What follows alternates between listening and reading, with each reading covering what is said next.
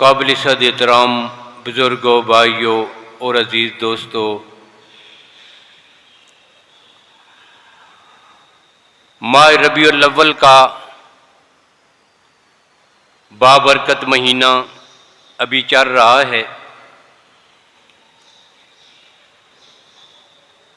आज बरोज़ जुम्मतुल मुबारक माह रबीउल अव्वल की 8 तारीख है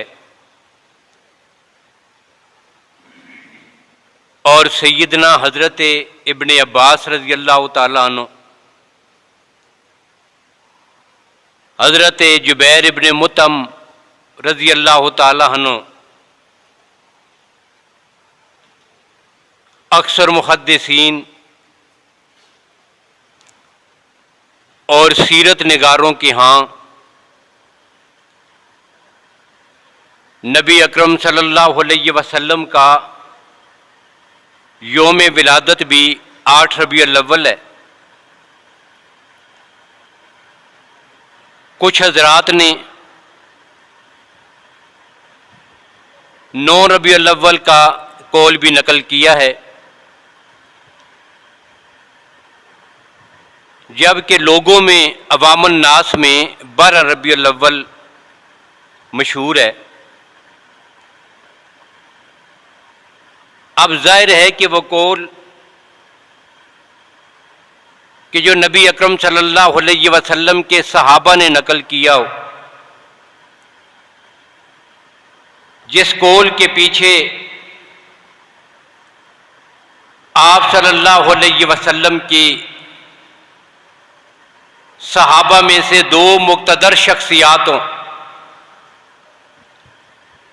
और उनमें से भी एक हज़रत अब्दुल्ला बिन अब्बास हों कि जिन्हें अल्लाह के नबी सल्लल्लाहु अलैहि वसल्लम ने कुरान पाक का सबसे बड़ा मुफस्सर करार दिया हो, तो ज़्यादा राजी बात यही है कि इनका कौल ही सबसे ज़्यादा असह है और सबसे ज़्यादा मजबूत जो कौल है वो इन्हीं 2 हज़रात का है। इसी बुनियाद पर मिल्लत बरेलविया के बानी मौलाना अहमद रज़ा खान बरेलवी ने भी ये बात फतावा रिज़विया में तारीर फरमाई है कि नबी अकरम सल्लल्लाहु अलैहि वसल्लम की विलादत बासहादत, यानी आप सल्लल्लाहु अलैहि वसल्लम का मिलाद शरीफ 8 रबीउल अव्वल का हुआ है, तो उनके यहां भी 8 रबीउल अव्वल है। अब यहां पर एक बात और भी जिक्र कर दूं कि मिल्लत बरेलविया के यहां मौलाना अहमद रज़ा खान की जो हैसियत और मकाम है, इनकी एक किताब है अहकाम शरीयत,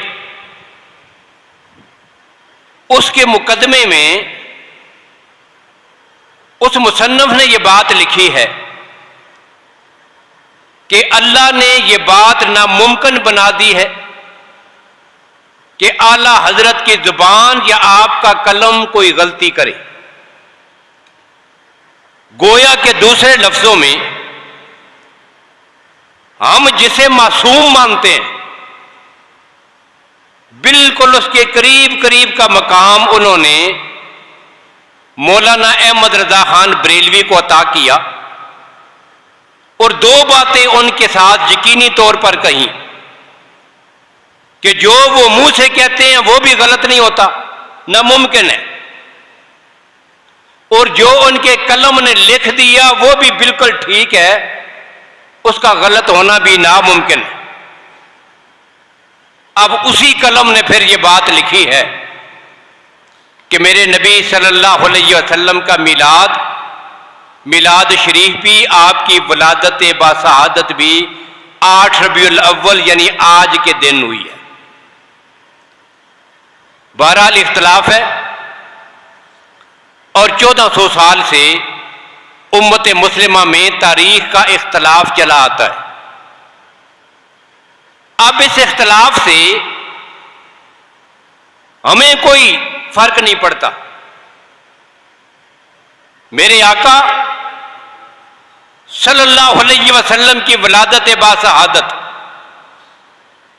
यकम रबीउल अव्वल को हो, 2 को हो, 7 को हो, 8 को हो, 12 रबीउल अव्वल, 9 रबीउल अव्वल, खत्ता के इस महीने के अलावा किसी और महीने में, माह रमजान में, मुहर्रम में, रजब में, शाबान में, किसी महीने में, किसी तारीख को हो, हमें कोई फर्क नहीं पड़ता। इसलिए कि हमें उस तारीख के साथ कोई लेना देना नहीं है। हमारा जो ताल्लुक है, हमने जो बात करनी है, वो आकाए कायनात सल्लल्लाहु अलैहि वसल्लम की जात से वाबस्ता है। तारीख हमसे क्या लेना? हमने उस दिन जुलूस नहीं निकालना, हमने उस दिन जो है वो बंगड़े नहीं डालने, हमने उस दिन झंडियां लगाकर बाजारों को सजाना नहीं है। हमने आकाए कायनात की सीरत तैयबा, आपकी विलादत बाशहादत, आपके कमालात, आपके औसाफ, आपका हुस्न जमाल, आपकी सीरत तैयबा, इस सब की बात करनी है। और ये सारी की सारी आज भी अल्लाह के फजल करम से उम्मत के पास महफूज है। परेशानी उनके लिए है कि जो पैगंबर की सीरत की बात नहीं करते, सिर्फ पैगंबर की विलादत की तारीख को पकड़े बैठे हैं, उनके लिए परेशानी है। खैर, इस महीने को बड़ी निस्बतें हासिल हैं। 8 रबीउल अव्वल है आज, तो आज के गुफ्तगू में हमने इसी उन्वान को आपके सामने रखना है। अल्लाह के नबी सल्लल्लाहु अलैहि वसल्लम की विलादत बाशहादत मक्का मुकरमा की धरती पर जनाबे हाशिम के बेटे अब्दुल मुत्तलिब, उनके बेटे हैं जनाबे अब्दुल्ला, अब्दुल्ला के घर में सैयदा आमना के बतन से आपकी विलादत बाशहादत हुई है।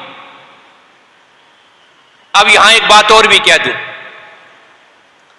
कि मिलाद शरीफ का चर्चा, इसका प्रचार वही लोग करते हैं कि जो आका अलैहिस्सलात वस्सलाम की जात की जब बात आती है तो आपको बशर मानने के लिए तैयार नहीं। यह एक पुराना उन्वान है, किसी दौर में इस पे मुनाजरे हुआ करते थे, अल्लाह के नबी नूर हैं या बशर। उनकी जिद होती थी कि वो आकाए कायनात की बशरियत का इनकार करते थे। अब हम उस बात में नहीं जाते, उसका उम्मत को कोई आज फायदा भी नहीं, लेकिन उम्मत लगी रही है इस बात में। कुछ लोगों ने खास मकसद के तहत उम्मत मुस्लिमा को इन मसाइल में उलझाए रखा। बशर हैं या नूर हैं, मसाइल चलते रहे। अब इस तबके ने पूरी जिंदगी इस बात पर मुनाजरे किए कि अल्लाह के नबी बशर नहीं है, बशर की अजमत से गाफिल है। अल्लाह कहते हैं वलकद कर्रमना बनी आदम, मैंने अपनी मखलूकात में सबसे ज्यादा काबिल इज्जत और तकरीम बशर को बनाया है। अब इसी का इनकार करते रहे, लेकिन जब मिलाद की बारी आई तो मिलाद की बात कर रही। अब अगर अल्लाह के नबी बशर नहीं नूर है, फिर बताइए आज तक जिब्रील अमीन की विलादत की तारीख कौन सी है? हजरत इज़राइल कौन सी तारीख को पैदा हुए थे? किसी एक नूरी की तारीख विलादत निकाल के बता दीजिए, हम तस्लीम करेंगे कि तुम अल्लाह के नबी को नूर भी मानते हो और उनकी विलादत की भी कायल। अब यहां आकर वो पिछली बात बोल जाती है इससे पीछे वो पहले वाली बात शुरू है। 12 रबीउल अव्वल आए तो पिछली बात भूल गए। अब यहां से नई एक कहानी शुरू कर दी। मिलाद मुस्तफ़ा के नाम पर बिदहात, रसूमात, गाने बजाने की महफिलें, बंगड़े और डांस और जुलूस और मुजाहरे। भाई विलादत मुस्तफ़ा का मुनकिर कायनात में कोई मुसलमान नहीं है, बल्कि आप ईसाइयों से पूछें, यहूदियों की किताबों को उठा के पढ़ें, हिंदुओं को, सिखों को देखें, वो भी एक शख्सियत को तस्लीम करते हैं। वो भी कहते हैं कि अरब की धरती पर आमना के बतन से एक अजीम शख्सियत पैदा हुई थी जिसे मोहम्मद कहते हैं।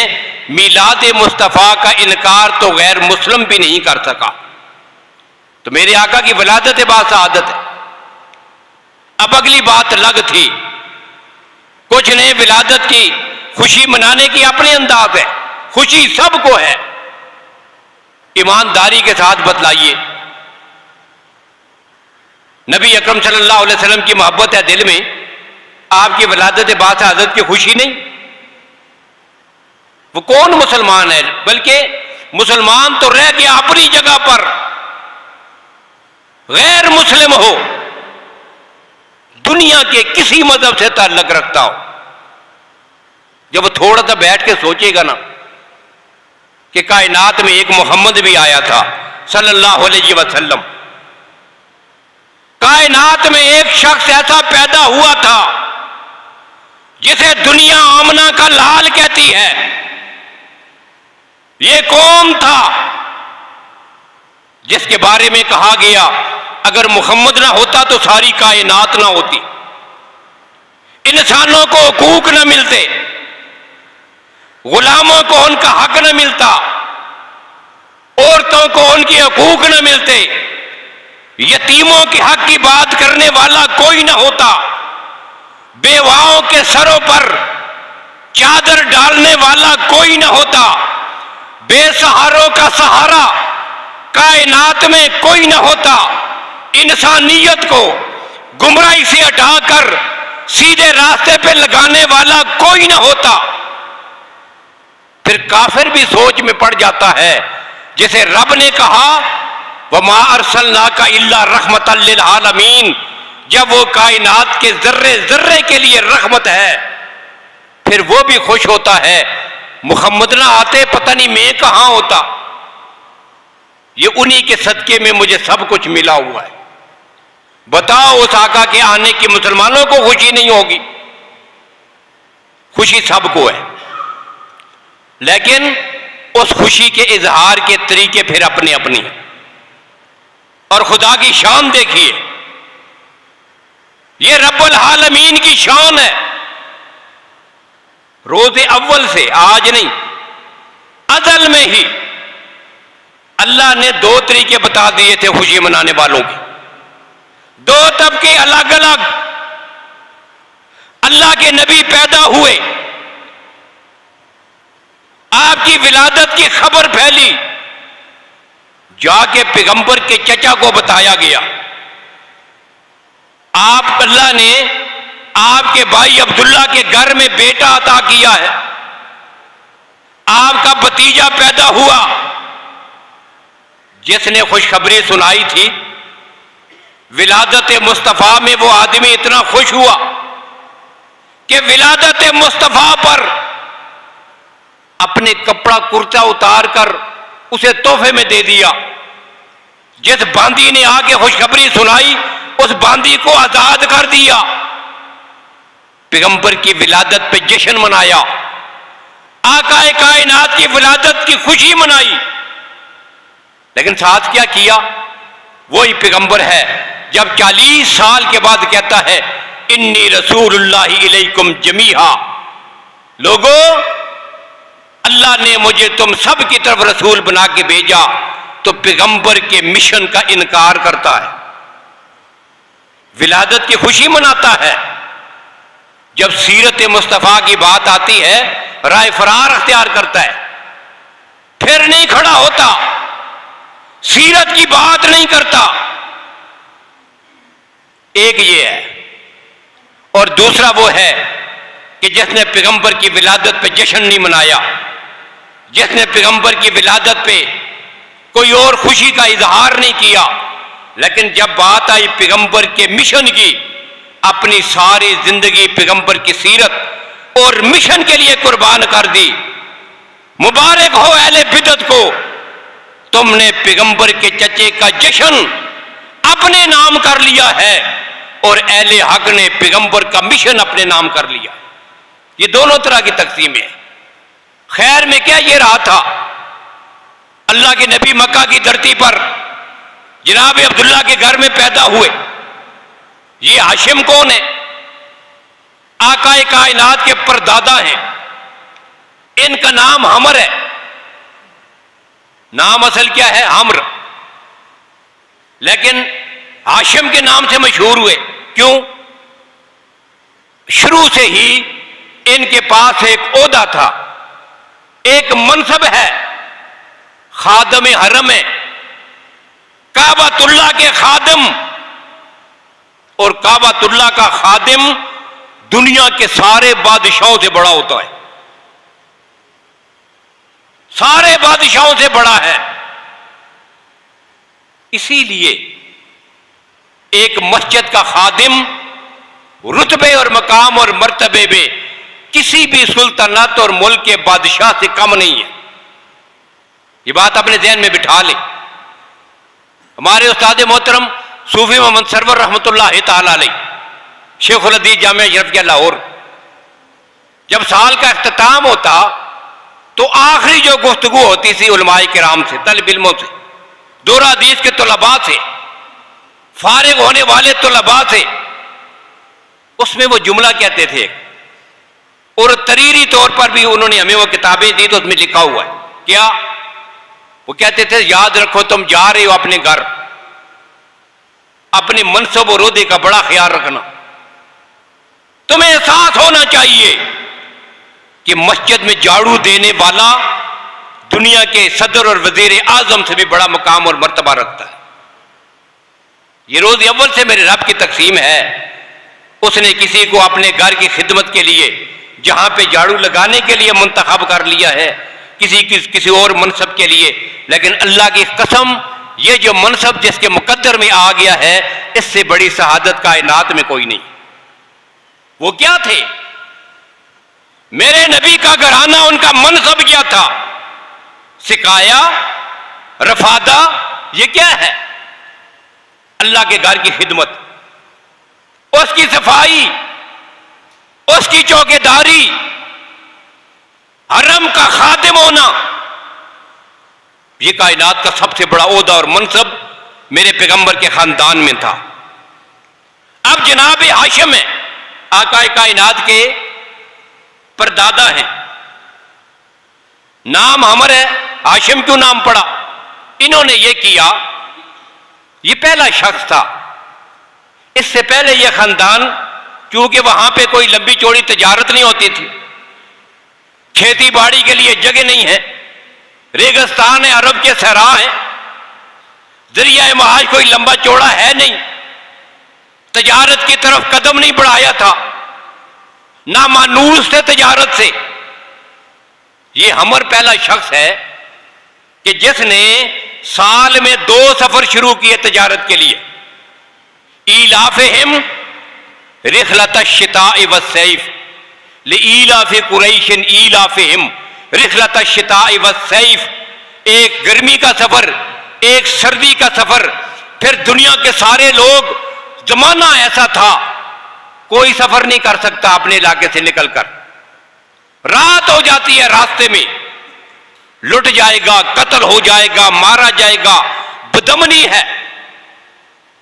लेकिन अल्लाह ने जिसे पूरी दुनिया में घूमने फिरने के लिए, तजारत के लिए, सफर के लिए, दिन को रात को अमन अता किया है, वो कौन है?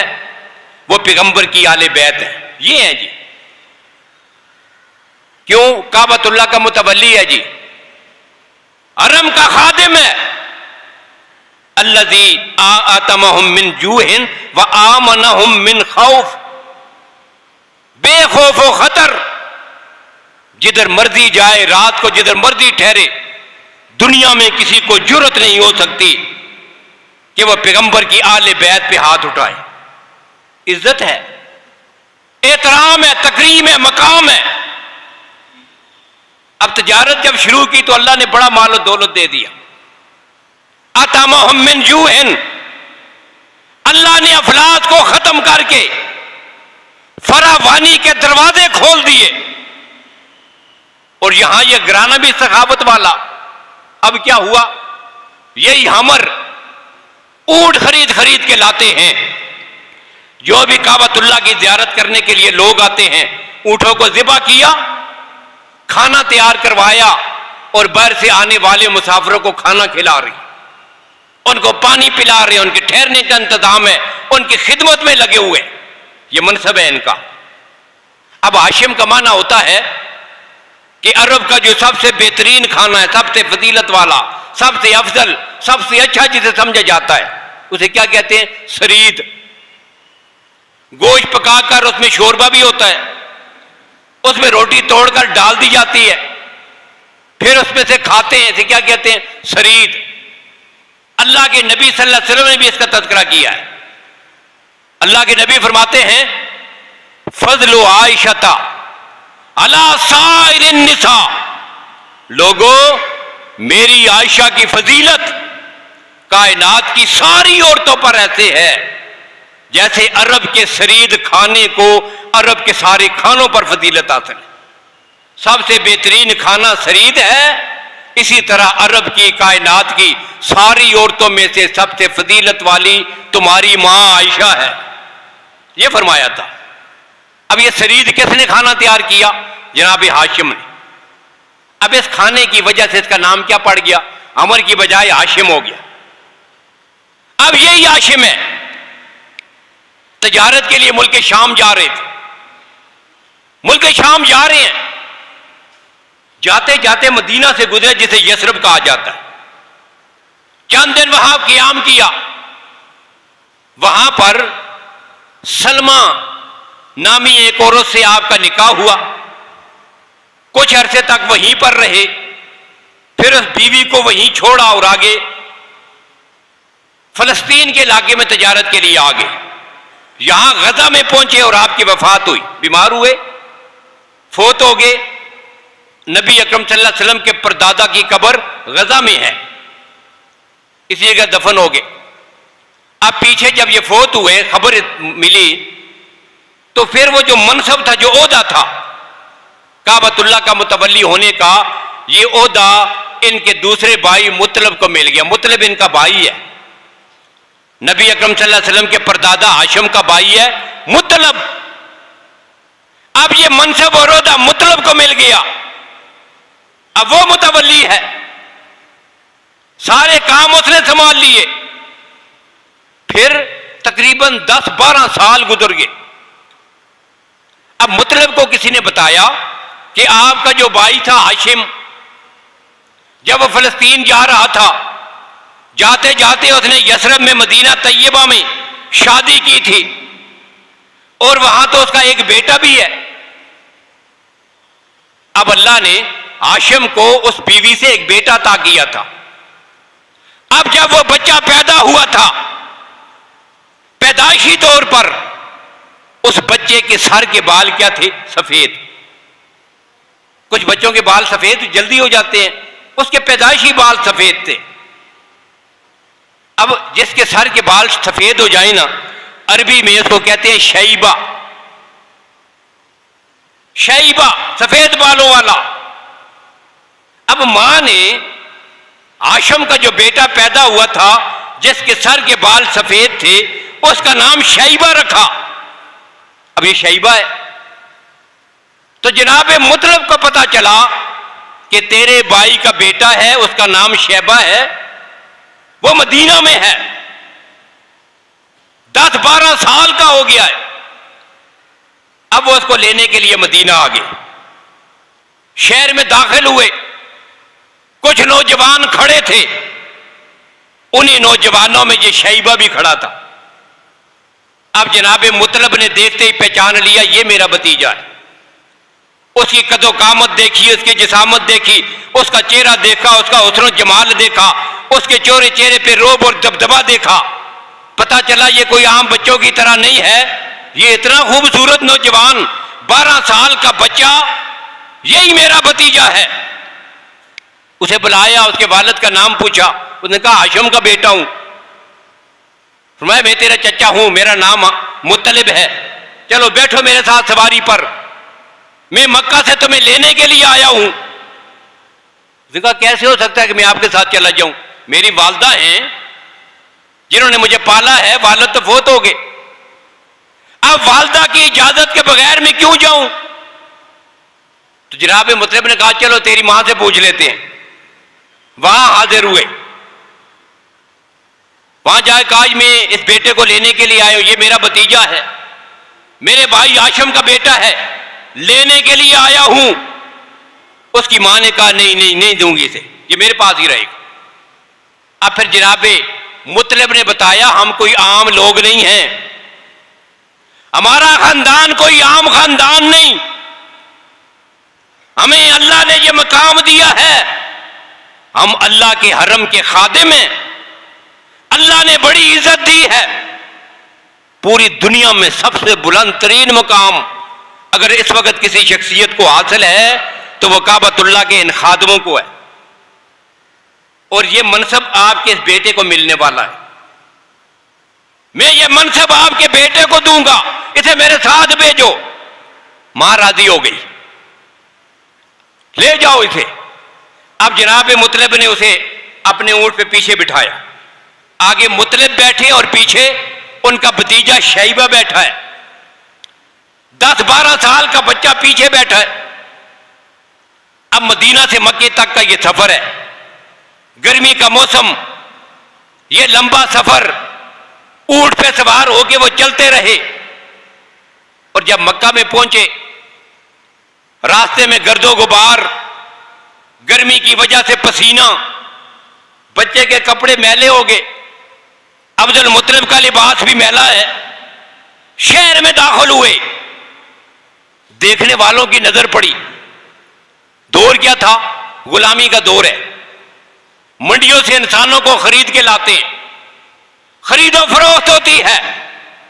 देखने वाले ये समझे कि जनाब मुत्तलिब भी आज एक गुलाम खरीद के ले आया है, तो लोगों ने देखते ही कहा आजा अब्दुल मुत्तलिब, ये मुत्तलिब का गुलाम है। आजा अब्दुल मुत्तलिब, ये मुत्तलिब का गुलाम है।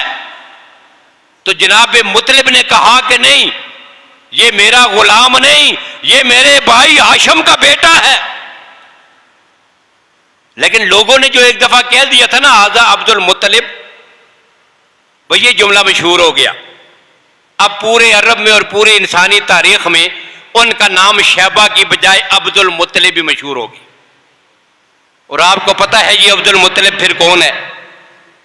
ये मेरी नबी के दादा मोहतरम अब्दुल मुत्तलिब। फिर इसी अब्दुल मुत्तलिब की औलाद में जनाब अब्दुल्ला हैं। अब अब्दुल मुत्तलिब की औलाद भी बड़े दिलचस्प थे।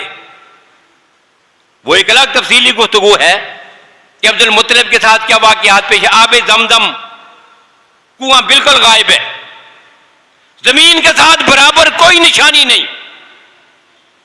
अल्लाह ने इनको हालत ख्वाब में दिखा दिया कि हरम की फलां जानब इतने आगे जाकर आप खुदाई करेंगे, वहां से नीचे से पानी निकलेगा। आबे जमजम के कुएं को दोबारा खोदने वाला अब्दुल मुत्तलिब। फिर खुदाई में आपके साथ झगड़ा हुआ, मक्का के दूसरे कबीले झगड़ने लगे, इख्तलाफ हुआ। फैसला क्या हुआ? जाओ फलां इलाके में आले किताब का सबसे बड़ा आलिम है, उसी से फैसला करवा लेते हैं। अब रास्ते में चले, थोड़ा सा आगे के वापस लौट आए। चलो जी आपकी बात को मानते हैं। पूछा क्यों, मेरी बात को क्यों मानते हो? उन्होंने कहा कि हमने देख लिया आप कोई आम आदमी नहीं है, आप जिस पत्थर के करीब से गुजरते हैं पत्थर भी आपको सलाम करता है। आप अगर धूप में चलते हैं, हम धूप में चल रहे हैं, आपके सर के ऊपर बादल साया करता है, आप आगे चलते जाते हैं, बादल भी चलता जाता है। ये पैगंबर के दादा हैं अब्दुल मुत्तलिब, काबतुल्लाह का मुतवल्ली है। और जब ये झगड़ा हुआ था ना, जब ये झगड़ा हुआ, लोग झगड़ रहे हैं मुख्तलिफ कबाइल के, इनके दिल में ख्याल आया काश आज मेरे बेटे होते, 10 बेटे होते, ज्यादा औलाद होती, जवान होते, मेरे साथ खड़े होकर जंग लड़ सकते, तो मैं अल्लाह के नाम पर एक बेटे को ज़िबा और कुर्बान कर देता। अब खुदा की शान, अल्लाह ने इनको 10 बेटे अता किए। 10 बेटे हैं, जनाब जुबैर भी हैं, हजरत हारिस भी हैं, अबू तालिब भी है, अबू लाब भी है, इन्हीं बेटों में अब्बास भी हैं, हमजा भी है, और पैगंबर के वालिद मोहतरम जनाब अब्दुल्ला भी हैं। ये 10 बेटे अता किए, और 10 के 10 जब जवान हो गए तो इसी अब्दुल मुत्तलिब ने कहा था अब मेरी नजर पूरे करने का होने का वक्त आ गया है, मैंने एक बेटे को अल्लाह के नाम पे हरम के पास जाकर ज़िबा कर देना है। किसको ज़िबा करें? कुरानदाजी हुई, पर्चियां डाली गई। अब पर्ची उठाई तो एक नाम निकला। किसका नाम है? जिसे दुनिया अब्दुल्ला कहती है, नबी अकरम सल्लल्लाहु अलैहि वसल्लम के वालिद मोहतरम, इनका नाम निकल आया। अब बाकी भाई दरमियान में आ गए, नहीं अब्दुल मुत्तलिब तो सबसे खूबसूरत भी है, हमें सबसे ज्यादा लाडला और प्यारा भी है, हम किसी सूरत में इसको ज़िबा नहीं होने देंगे। हम में से जिसको मर्जी है ज़िबा कर दो, अब्दुल्ला को ज़िबा नहीं होने देंगे। फिर क्या हो? तय ये हुआ कि वो आलम फैसला करेगा। अब उसने क्या फैसला किया? उसने कहा कि तुम पर्चियां निकालो, अब्दुल्ला का नाम निकले, 10 ऊंट एक तरफ खड़ी कर दो, फिर ऊंटों का और अब्दुल्ला का नाम निकालो, फिर अब्दुल्ला का नाम निकले, 10 ऊंट और इजाफा कर दो। जब तक ऊंटों के नाम कुरानदाजी नहीं होती, हर बार 10 10 10 बढ़ाते चले जाओ। एक दफा पर्ची उठाई, नाम अब्दुल्ला का है, फिर उठाई, नाम अब्दुल्ला का है, फिर उठाई, नाम उसी का निकलता है, फिर उठाते हैं, नाम उसी का निकलता है। 10 10 ऊंट बढ़ाते जाते हैं। 10वीं बार जाकर एक तरफ 100 ऊंट खड़े कर दिए। अब 2 ऊंटों का नाम निकला, अब्दुल्ला की जान अल्लाह ने बचा ली। अब अब्दुल मुत्तलिब ने क्या किया? जनाब अब्दुल्ला के बदले में 100 ऊंट अल्लाह के रास्ते में कुर्बान किए। ये है जी जनाब नबी अकरम सल्लल्लाहु अलैहि वसल्लम के वालिद मोहतरम जनाब अब्दुल्ला। अल्लाह के नबी फरमाया करते थे, मैं 2 ज़बीहुल्लाह का बेटा हूं, मेरे जद्दे आला इस्माईल भी ज़बीहुल्लाह है, जिसकी जान बचाने के लिए अल्लाह ने जन्नत से एक दुम्बा भेजा था। और लोगों, मेरा वालिद अब्दुल्ला भी ज़बीहुल्लाह है, जिसकी जान बचाने के लिए अल्लाह ने 100 ऊंटों की कुर्बानी वसूल की। इनके घर में सैयदा आमना का लाल मुहम्मद रसूलुल्लाह सल्लल्लाहु अलैहि वसल्लम रबीउल अव्वल के महीने में पीर के दिन, सोमवार का दिन मुतय्यन है, रबीउल अव्वल का महीना मुतय्यन है, नबी अकरम सल्लल्लाहु अलैहि वसल्लम की विलादत, आपकी पैदाइश, आपका मिलाद शरीफ ये हुआ है। और याद रखिए, विलादत की बार बार होती है, एक ही बार होती है ना विलादत। आज जो दावत दी जाती है, आए जी हमारे घर में, क्या है? अहले बिदअत एक दूसरे को दावत देते फिरते हैं। क्या कहते हैं? आओ जी हमारे घर में क्या होगा? मिलाद शरीफ है। मस्जिद का नाम क्या रखा है? मस्जिद मिलाद। मदरसे का नाम क्या है? मिलाद मुस्तफ़ा। अब मिलाद का क्या माना? मिलाद का माना है पैदा होना, मिलाद का माना है पैदाइश, मिलाद का माना है विलादत। तो ये तो नाम ना हुआ, ना मस्जिद का, ना मदरसे का, ना किसी आदमी का। वो हमारे इलाके में एक मस्जिद बनी, मस्जिद का मुतवल्ली है, उसका नाम मिलाद खान है। शौक में आगे उसने नाम रख लिया। बर रसूलुल्लाह के मुकद्दस नामों पे नाम रखो। आका कायनात के मुकद्दस नाम की निस्बत से अपना नाम रखो गुलाम मुस्तफ़ा रखो, गुलाम मुर्तदा रखो, अपने नाम मोहम्मद नाम रखो, अहमद नाम रखो, आका कायनात के मुकद्दस नामों पर रखो।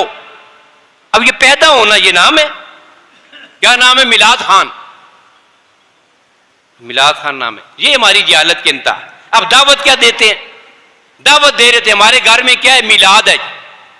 मिलाद का माना है पैदा होना, यानी मतलब ये है आज हमारे घर में कोई बच्चा पैदा हो रहा है, आ जाइए। जहालत है। अल्लाह के बंदो, बच्चा पैदा नहीं हो रहा। अल्लाह ने कायनात में जिस मुकद्दस जात को खातमुन नबीयीन बनाकर भेजना था, उसकी विलादत बाशहादत सिर्फ एक बार हुई है। उसके बाद कायनात में कोई मां ऐसी आई नहीं जो मेरे मोहम्मद जैसा बच्चा जन्म सके। विलादत मुस्तफ़ा कायनात में सिर्फ एक बार हुई। अब विलादत नहीं होती, उस मुकद्दस विलादत के तज़किरे होते हैं। इसको भी हम ऐन ईमान समझते। अब मसला समझ में आ गया। अब ये विलादत नहीं होती और विलादत बाजारों में भी नहीं मनाई जाती। खैर, ये बातें इंशाअल्लाह फिर विलादत के वाले से आगे चल के होंगी।